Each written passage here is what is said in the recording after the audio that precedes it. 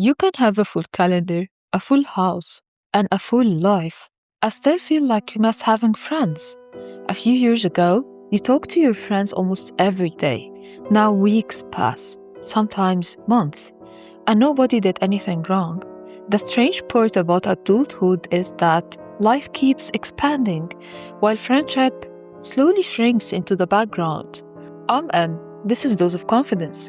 Let's break this down. Why does adulthood feel lonelier even when life gets fuller? One of the most confusing parts of growing older is that loneliness doesn't mean your life is empty. Loneliness often comes when life is crowded. You have more responsibilities than before, more commitments, more people depending on you, more things to manage, and more decisions to make. From the outside, it can look like your life is overflowing, yet beneath all of that, there is a feeling of absence, noticeable enough that you occasionally stop and wonder why things feel different. Many of us assume this means something is wrong with our gratitude, that we should be more grateful, more satisfied. But what we're experiencing is a very normal consequence of adulthood, because as life becomes fuller, friendship slowly stops being part of everyday life, and we don't notice how much we're losing until it's already gone. Think about how friendship worked when you were younger. You didn't wake up inside to maintain a social life. It simply existed. School placed the same people in front of you every day. You shared classes, lunch breaks, after-school activities, long conversations that started for no reason. The remarkable thing is that most childhood and teenage friendships weren't created by extraordinary compatibility. They were created by repeated presence. You kept seeing the same people, and eventually they became part of your life. Someone knew the story you told yesterday. Someone noticed when your mood changed. Someone was there for the ordinary moments, not because they planned to be, because life kept bringing you together. Friendship wasn't another task. It was woven into the structure of everyday life. Most people don't realize how much they relied on that structure until it's gone. Humans need other humans, not just for support and not only for company.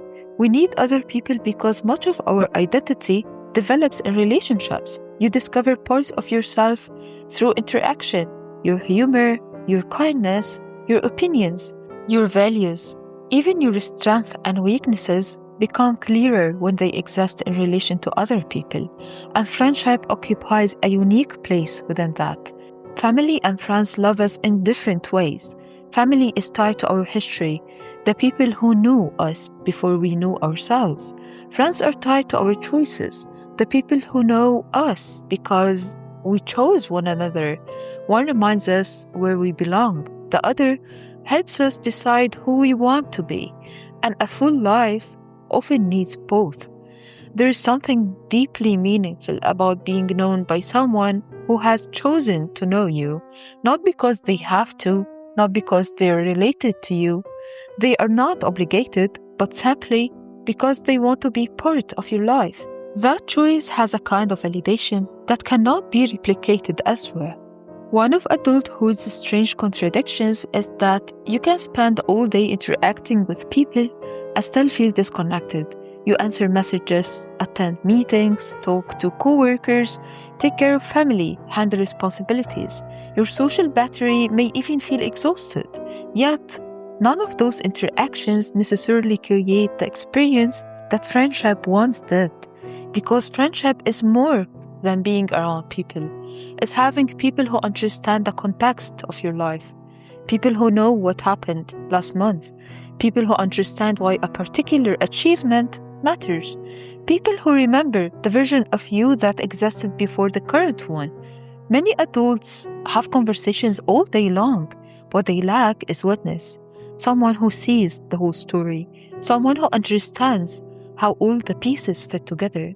And without that shared history, life can start feeling solitary, even when you're rarely alone. There is a sadness that comes with watching someone slowly become a memory, even though they're still alive. A friend moves away, someone gets married, someone has children, someone becomes consumed by work, someone changes. You change. Nothing dramatic happens, no argument, no betrayal, no final conversation. The friendship simply stops existing in the way it once did. Years later, you still care about them. You still smile when you think about certain memories, but they are no longer part of your daily life. And because there was no clear ending, the loss can feel difficult to process. Many adults carry dozens of these. People who once knew everything about their lives, people who now know almost nothing. Your friendship was real, but life kept moving and eventually carried both of you in different directions. People often blame adulthood's loneliness on lack of time. Time matters, but it isn't the deepest issue. The deeper issue is structure. When you're young, friendship is supported by systems. School creates opportunities. Activities create opportunities. Shared environments create opportunities. Adulthood removes much of that. Friendship is no longer built into the day. Nobody creates regular interaction for you. Connection becomes something you must actively build. You have to reach out, initiate plans, follow up, make room, and occasionally risk discovering that someone is unavailable. Many adults interpret this difficulty as evidence that they have become bad at friendship. But friendship didn't suddenly become harder because you became less likable. It became harder because the environment changed, the support structure disappeared. And now, connection requires intention. When people say they miss friendship, they are often describing something deeper than having someone to spend time with. They are describing the experience of being known, being remembered, being understood without needing to explain everything from the beginning. They miss the people who knew the details, the inside jokes, the version of themselves that existed within those relationships. Because friendship isn't only about sharing experiences, it's also about having witnesses to your experiences. We don't merely want lives, we want lives that are shared, not with everyone, but with someone who understands why a particular moment matters, someone who recognizes the significance of things others would overlook, someone who sees the story as it's unfolding. One of the most helpful realizations is understanding that adult friendship rarely appears by accident. It grows from repeated presence, just like it always did. The difference is that adulthood requires us to create the presence ourselves, not necessarily through grand gestures, often through small acts, repeated consistently.